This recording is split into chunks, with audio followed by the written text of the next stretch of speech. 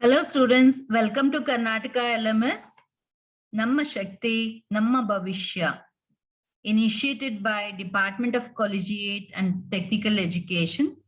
This video with regard to the subject organizational behavior for the management students.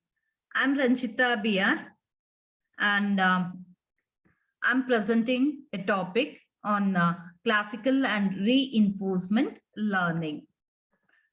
Edward Thorndike's experiment involved placing rats inside specially designed boxes from which they could escape and get food only if they perform a specific behavior such as pulling on a string loop or pressing a panel.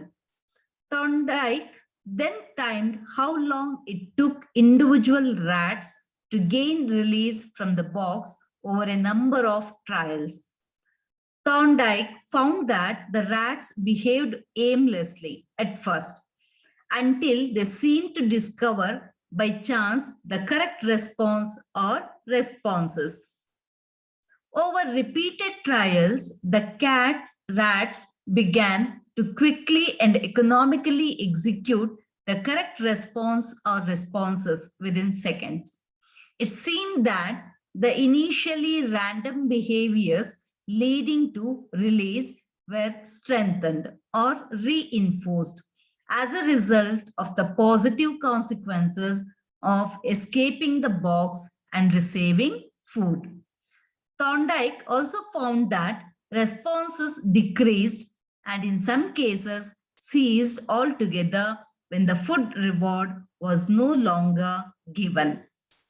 Thorndike procedures were greatly modified by Burroughs F. Skinner in the 1930s and 40s. Skinner conditioned rats to press down a small lever to obtain a food reward. This type of procedure and the resultant conditioning have become known as operant conditioning. The term operant refers to a focus on behavior that alter or operate on the environment. It is also referred to as instrumental conditioning because the behaviors are instrumental in bringing about reinforcement.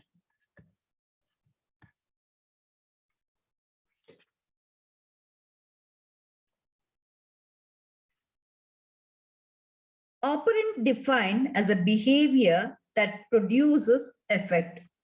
Operant conditioning is based on for B.F. Skinner, who advocated that individuals emit responses that are rewarded and will not emit responses that are either not rewarded or are punished.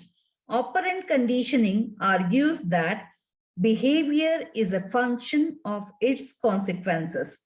Behavior is likely to be repeated if the consequences are favorable.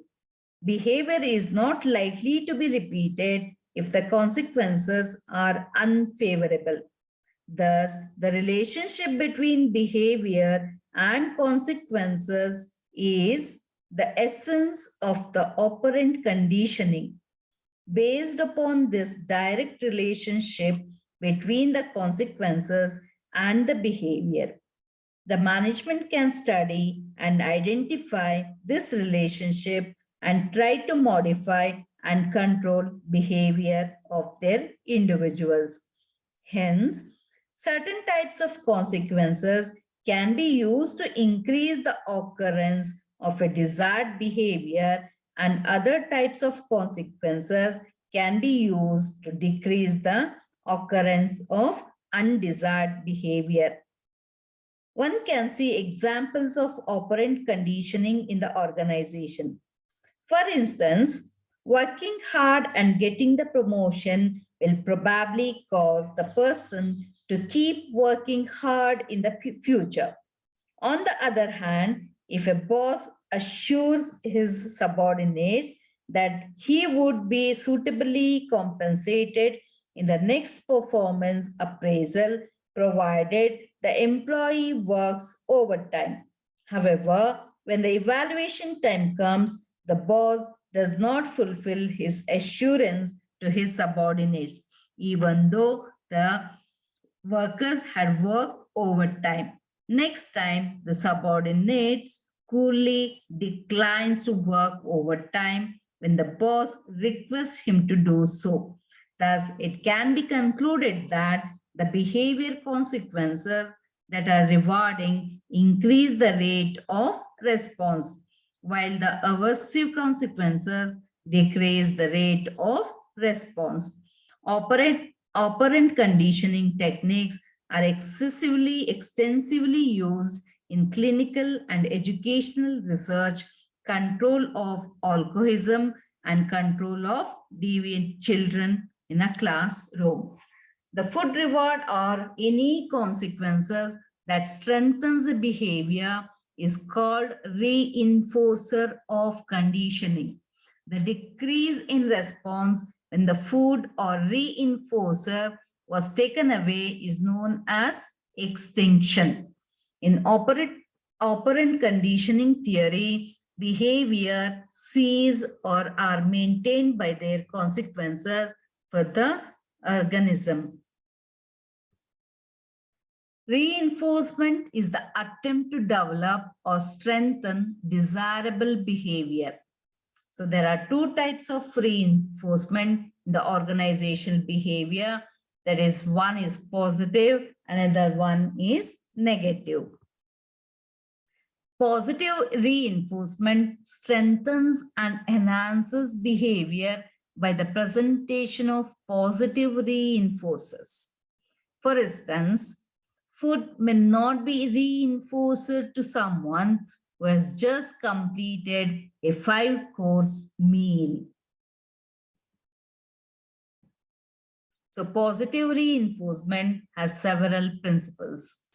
The principle of contingent reinforcement states that the reinforcer must be administered only if the desired behavior has occurred.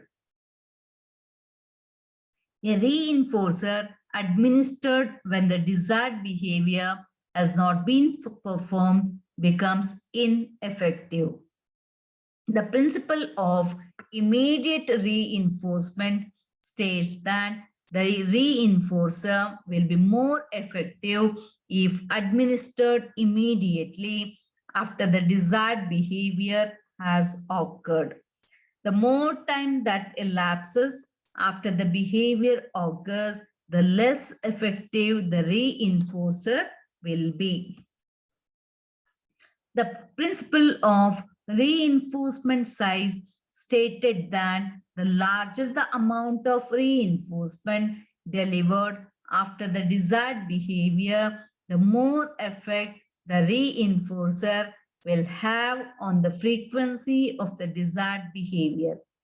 Thus, the size of the reinforcer must be determined in relation both to the behavior and the individual. The principle of reinforcement deprivation states that the more a person is deprived of the reinforcer, the greatest effect it will be on the future occurrence of the desired behavior. The negative reinforcement, an unpleasant event that precedes a behavior, is removed when the desired behavior occurs. This procedure increases the likelihood that the desired behavior will occur. Just as there are positive reinforcers, there are the stimuli that strengthen responses that permit an organism to avoid or escape from their presence. Thus, both positive and negative reinforcement are procedures that strengthen or increase behavior. Positive reinforcement strengthens and increases behavior by the presentation of desirable consequences. Negative reinforcement strengthens and increases behavior by the threat of and the use of an undesirable consequence or the termination or withdrawal of an undesirable consequence. So with this, I end this session. Thank you. Thank you for watching. Thank you.